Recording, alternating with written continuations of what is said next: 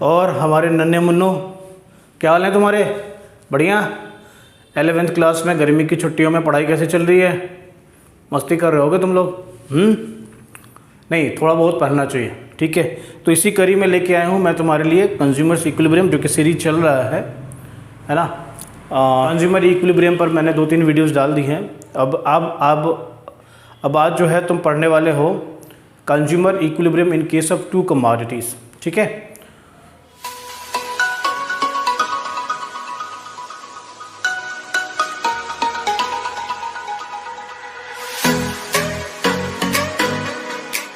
चलो शुरू करते हैं। Consumer equilibrium in case of 2 commodities, alright. तो सबसे पहले तुम लोग क्या देखोगे? Consumers equilibrium in case of 2 और मोर कमोडिटीज़। मैंने लिख तो दिया है मोर, लेकिन मैं मोर की बात नहीं करूँगा। अरे वो वाला मोर नहीं, यानी 2 कमोडिटी की ही बात करूँगा, 2 से ज़्यादा की बात नहीं करूँगा। तुम्हारा सिलेबस जो है ना मेरे को रिस्ट्रिक्ट करता है कि सर 2 कमोडिटी तक ही पढ़ाओ, 2 से ज़्यादा पे मत जाओ। तो मैं 2 पर ही जाऊँगा और उसी से तुम आइडिया लगा सकते हो 2 से ज़्यादा भी कैसे जाया जा सकता है। कंज्यूमर इक्विलिब्रियम कैसे इस्टेब्लिश की जा सकती है 2 से ज़्यादा कमोडिटीज़ के ऊपर भी। और ये बच्चों यूटिलिटी अप्रोच ही है। अभी हम यूटिलिटी अप्रोच में ही चल रहे हैं, यानी कार्डिनल यूटिलिटी अप्रोच में चल रहे हैं। यूटिलिटी तो सब में करना है, लेकिन कार्डिनल यूटिलिटी अप्रोच में हम चल रहे हैं। तो 2 कमोडिटी के केस में होता क्या है, जब हम 2 कमोडिटीज़ को साइमल्टेनियसली कंज्यूम कर रहे होते हैं तो हमको दोनों से अल्टीमेट बेनिफिट लेने की हम कोशिश करते हैं। हर 1 रुपया हम खर्च करते हैं उस कमोडिटी पे रुपया खर्च करते हैं, जिससे हमको ज़्यादा से ज़्यादा यूटिलिटी डिराइव होती है। और ज़रूरी नहीं है, अगर मान लो एक कमोडिटी को हम कंज्यूम करते जाते हैं, जितना ज़्यादा उसको हम कंज्यूम करेंगे ना, उसकी यूटिलिटी धीरे धीरे क्या होती है, घटती जाती है। तुम law of diminishing marginal utility पढ़ चुके हो, तो इसलिए उसकी यूटिलिटी घटती जाएगी और दूसरा जिसको तुम अभी कंज्यूम नहीं कर रहे हो उसकी यूटिलिटी बढ़ती जाएगी। देखो, इसमें एक बात ध्यान में रखना है कि तुम्हारे पास एक कंस्ट्रेंट है। कंस्ट्रेंट क्या है? तुम्हारे पास फिक्स रुपये हैं, यानी कुछ भी ऐसा नहीं है कि कुछ भी पैसे तुम खर्च कर सकते हो। तुम्हारे पास लिमिटेड पैसे हैं, लिमिटेड रिसोर्सेज हैं। उसी में तुमको 2 कमोडिटी के ऊपर में ऐसा बैलेंस बना के रखना है कि अंतिम रुपये तक तुम सबसे ज़्यादा यूटिलिटी अचीव कर पाओ। वो कॉम्बिनेशन तुम अपना दोनों कमोडिटी का कंज्यूम करो, ठीक है। तो तुम्हारे लिए हर बार की तरह इस बार भी मैंने टेक्स्ट तैयार किया हुआ है, जिस टेक्स्ट की मदद से हम तुमको इस पूरे कॉन्सेप्ट को समझाने की कोशिश करेंगे, ठीक है। तो हम लोग चलते हैं बोर्ड पे। देखो, consumers equilibrium in case of 2 और मोर कमोडिटीज़। देखो, पहली बात मैंने लिखी, the law of diminishing marginal utility applies in case of 1 commodity only, but in real life a consumer normally consumes more than 1 commodity. तो हम law of diminishing marginal utility तो हमने कहा कि भाई जैसे ऐसे हम किसी कमोडिटी को कंज्यूम करते जाएंगे, उसकी मार्जिनल यूटिलिटी ग्रेजुअली क्या होती जाएगी, घटती चली जाएगी। तो ठीक है वो बात, लेकिन ऐसा नहीं है कि हम एक ही कमोडिटी कंज्यूम करते हैं, हम तो बहुत सारे कमोडिटी कंज्यूम करते हैं। उस सिचुएशन में law of equi marginal utility helps in optimum allocation of his income. तो कौन सा लॉ है? Law of equi marginal utility, ठीक है, ध्यान पर रखना है। Law of equi marginal utility, यानी कि मार्जिनल यूटिलिटी अंतिम रुपये पे दोनों की क्या होनी चाहिए, इक्वल होनी चाहिए, ठीक है। तो law of equi marginal utility ये बताती है कि भाई अंतिम रुपया कंज्यूमर वहाँ खर्च करेगा जहाँ से उसको दोनों कमोडिटी में बराबर यूटिलिटी मिलेगी। तो स्टेटमेंट क्या है? Well, this is based on law of diminishing marginal utility. ये भी याद रखना है कि law of equi marginal utility का जो बेस है वो law of diminishing marginal utility ही है। Law of equi marginal utility क्या कहता है? कहता है consumer will be in equilibrium when the ratio of marginal utility of a commodity to its price. क्या कहता है? A consumer will be in equilibrium. कब इक्विलिब्रियम में होगा? कंज्यूमर कब इक्विलिब्रियम में होगा? जब ratio of marginal utility of a commodity to its price, यानी एक कमोडिटी का इसके प्राइस के साथ जो रेशियो बनेगा that will be equal to the marginal utility and price का जो दूसरी कमोडिटी का रेशियो होगा उसके। यानी ये तुम ऐसे लिख सकते हो MUX upon PX is equal to MUY upon PY। तुम इसको ऐसे लिख सकते हो, ठीक है। यानी कंज्यूमर कहाँ पर इक्विलिब्रियम में होगा? Law of equi marginal utility क्या कहती है कि जब marginal utility of 1 commodity, the ratio of marginal utility of 1 commodity to its price is equal to the ratio of marginal utility and the price of the other commodity, ये दोनों जहाँ बराबर होंगे, दोनों के रेशियो जहाँ बराबर होंगे वहाँ ये दोनों कमोडिटी क्या हो जाएंगे, तो तुम्हारे किस पे आ जाएंगे, तुमको इक्विलिब्रियम मिलेगा। ठीक है, अब यहाँ पर हमने क्या किया, एक छोटा सा एग्जांपल लिया, let a consumer buys two goods X and Y, then at equilibrium MUX upon PX is equal to MUY upon PY is equal to MU of last rupee spent on each good और simply MU of money। जैसा मैंने कहा शुरुआत में ही मैंने तुमको कहा कि जी जो मार्जिनल यूटिलिटी ऑफ मनी है ना, वो अंतिम रुपये की जो मार्जिनल यूटिलिटी है, ये दोनों ही कमोडिटी के केस में क्या होगी, बराबर होगी। वहाँ पर जाकर के इसको इक्विलिब्रियम मिलेगा। आगे बढ़ते हैं। सो इक्विलिब्रियम के लिए दो बातें यहाँ पर क्या ज़रूरी है, marginal utility of the last rupee of expenditure on each good is the same. बार बार बोल रहा हूँ मैं कि marginal utility of the last rupee of expenditure on each good is the same. और दूसरी बात, marginal utility of a good falls as more of it is consumed, यानी ज़्यादा से जितना ज़्यादा तुम कंज्यूम करोगे उतनी ही ज़्यादा तुम्हारी मार्जिनल यूटिलिटी घटती चली जाएगी। इस बात को समझने के लिए हमने क्या किया, to explain the consumer's equilibrium in case of two goods let us take an example. Suppose a consumer has 24, मान के चलते हैं कि उसके पास 24 रुपये हैं। कंज्यूमर के पास कितने रुपए हैं, 24 रुपये हैं। दूसरी बात हम कहते हैं कि दो गुड्स हमने लिए हैं एक्स और वाई, उसमें से एक्स की कीमत 2 रुपये पर यूनिट है और वाई की कीमत 3 रुपये पर यूनिट है। अब हम नीचे क्या करते हैं, तो एक छोटा सा टेबल के माध्यम से तुमको मैं समझाने की कोशिश करता हूँ। इस टेबल में क्या है कि हमने 6 यूनिट्स ले लिए और MUX MUY दोनों ले लिए। MUX मैंने ले लिया 20, 18, 16, 14, 12, 10। तुमको पहले ही बताया गया है कि भाई ऐसा है कि जैसे जैसे तुम कंज्यूम करते जाते हो तुम्हारी मार्जिनल यूटिलिटी घटती चली जाती है। मार्जिनल यूटिलिटी को ये यूटिल्स के टर्म में है, ये यूटिल्स के टर्म में है, इसको मैं क्या कर रहा हूँ, मनी के टर्म में कन्वर्ट कर रहा हूँ। कैसे कन्वर्ट करूँगा, ये बात भी आपको पहले से मालूम है।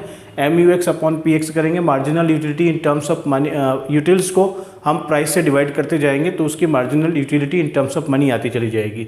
तो 10, 9, 8, 7, 6, 5 आ गया। इसी तरीके से MUY को देखते हैं। MUY में 24, 21, 18, 15, 12, 9 ऐसा हमने ले लिया।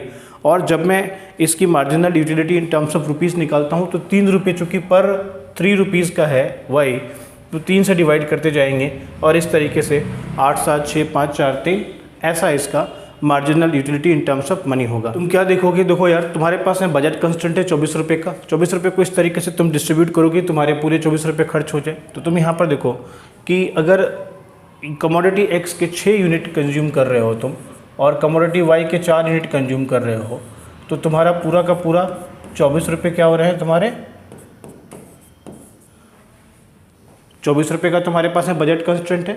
6x 4y लिए, 6 × 2 4 × 3 12 + 12 24। और तुम ये भी देख रहे हो कि तुम्हारा पूरा पैसा भी खर्च हो गया और तुम ये देख रहे हो कि भाई हमारा जो अंतिम रुपया खर्च हुआ उस केस में दोनों ही कमोडिटी के ऊपर हमारी जो यूटिलिटी थी, मार्जिनल यूटिलिटी थी, वो कितनी है इन टर्म्स ऑफ मनी, दोनों में सेम है।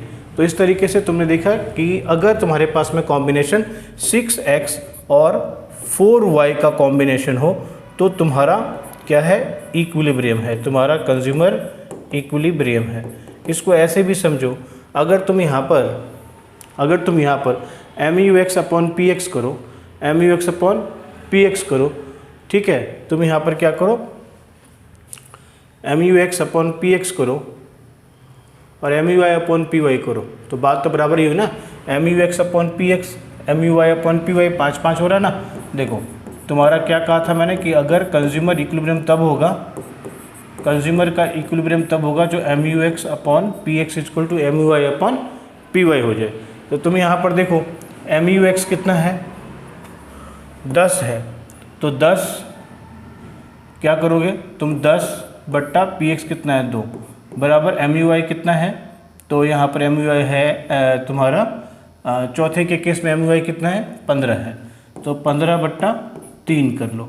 अब तुम देख रहे हो 5 बराबर 5 हो रहा है। यानी इस कंडीशन से भी, इस तरीके से भी अगर देखो MUX upon PX equal to MUY upon PY के तरीके से भी देखो कि यहाँ कंज्यूमर इक्विलिब्रियम होता है, तब भी यही होगा 5 = 5 दोनों तरफ से।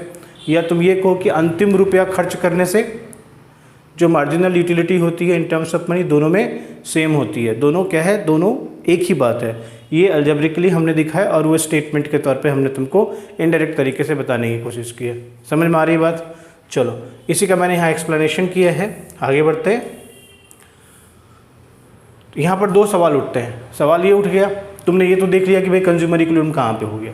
लेकिन अगर मान लो दो सिचुएशंस होगी, MUX/PX is greater than MUI/PY या MUX/PX is lesser than MUI/PY हो, तो तुमसे क्वेश्चन पूछा जाएगा what happens if MUX/PX is greater than MUI/PY, और या what happens when MUX/PX is equal to MUI/PY। अगर ऐसा हो तो तुम क्या करोगे, अगर MUX/PX ग्रेटर देन MUI/PY हो तो तुमको ये पता है कि जितना ज़्यादा हम किसी कमोडिटी को कंज्यूम करते हैं उसकी मार्जिनल यूटिलिटी घटती है।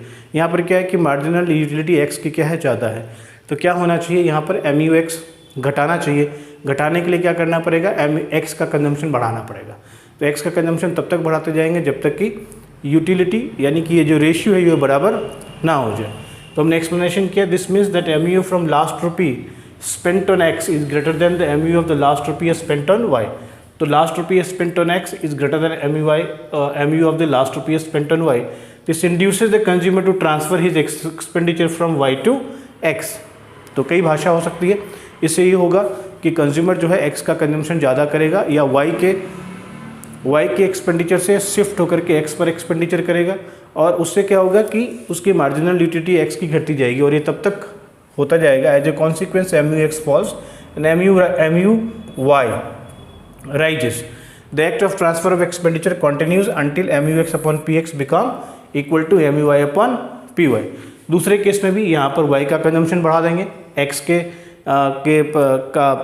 कंजम्पशन से हम y का कंजम्पशन, क्योंकि y का जो है वो ज़्यादा है, या इसको ऐसे भी कह सकते हैं x का कंजम्पशन हम क्या करेंगे, घटा देंगे। ये भी कह सकते हैं कि x का कंजम्पशन हम घटाएंगे। जब x का कंजम्पशन हम घटाएंगे तो x की यूटिलिटी क्या हो जाएगी, बढ़ जाएगी। इस तरीके से भी कह सकते हैं, या हम ये कह सकते हैं कि y का कंजम्पशन बढ़ाएंगे तो y की यूटिलिटी घटेगी, और ये तब तक चलता रहेगा जब तक कि दोनों बराबर ना हो जाए। तो हम x और y दोनों ही टाइप से इस बात को एक्सप्लेन कर सकते हैं, ठीक है। तो इसमें कोई प्रॉब्लम नहीं है। जैसे पहले वाले केस में भी MUX/PX ग्रेटर देन MUI/PY है ना, तो वहाँ पर भी हम ये कह सकते हैं कि y के कंजम्पशन को घटा देंगे, और यहाँ y के कंजम्पशन को क्या करेंगे, बढ़ा देंगे। समझ में आ रही है बात। तो हम ऐसा y के दृष्टिकोण से भी कह सकते हैं और x के दृष्टिकोण से भी हम इस प्रश्न का उत्तर दे सकते हैं। दोनों तरीके से हम इसको कर सकते हैं। फाइन। सो इस तरीके से क्या हो गया तुम्हारा, टू कमोडिटी के केस में कंज्यूमर इक्विलिब्रियम तुम्हारा आई होप तुमको समझ में आया होगा। नहीं समझ में आए तो मुझे कमेंट करना, मैं दोबारा से इसको समझाने की कोशिश करूँगा, ठीक है।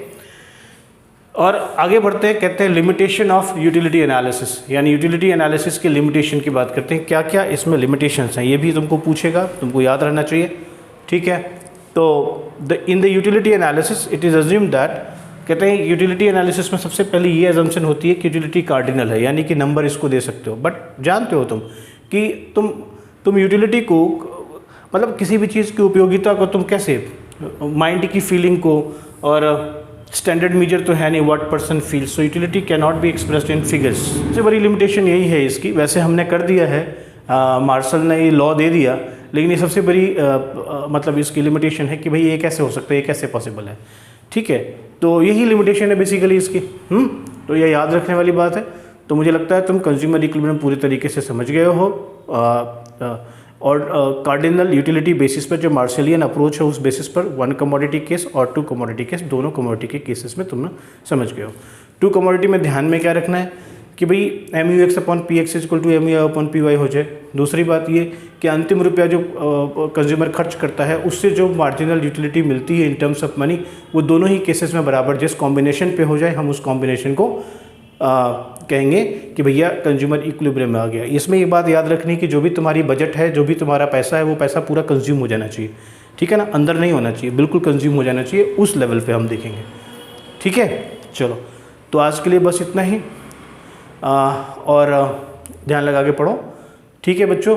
तो अगर वीडियो आपके लिए काफ़ी फ़ायदेमंद है, बेनिफिशियल है, तो लाइक करें, सब्सक्राइब करें, और आप जो है कमेंट ज़रूर किया करें। अगर आपको वीडियो में कहीं कोई प्रॉब्लम लगती है, कुछ एक्सप्लेनेशन में प्रॉब्लम लगती है, कुछ लगता है, मुझे ज़रूर बताया करें।